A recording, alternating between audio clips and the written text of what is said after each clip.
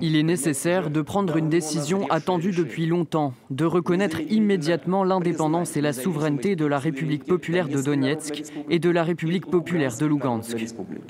Ce n'est pas une première, c'est même la troisième fois que la Russie reconnaît officiellement l'indépendance d'un territoire appartenant à l'une des 15 républiques de l'ex-URSS. Des territoires nés d'un conflit civil avec le pouvoir central, reconnus uniquement entre eux et par très peu d'autres pays, et surtout soutenus par Moscou. C'est le cas de l'Ossétie du Sud.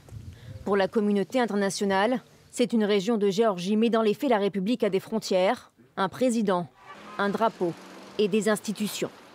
C'est en 1992 que la région se déclare indépendante à la suite d'un référendum.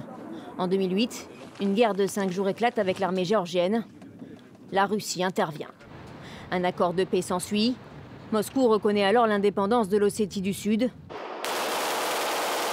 pour le plus grand bonheur des habitants. Autre portion de la Géorgie inféodée au Kremlin, l'Abkhazie. 8600 km² entre le Caucase et la mer Noire. Elle aussi proclame son indépendance par référendum en 1999, un référendum jugé illégal par l'ONU. Et c'est en même temps que sa jumelle, l'Ossétie du Sud, en 2008, que Moscou déclare le territoire indépendant.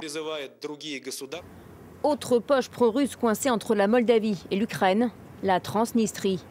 C'est en 1992 que la région déclare son indépendance. Cette fois, la Russie ne suit pas officiellement. Mais la région vit sous perfusion russe. Moscou lui assure aussi un soutien militaire.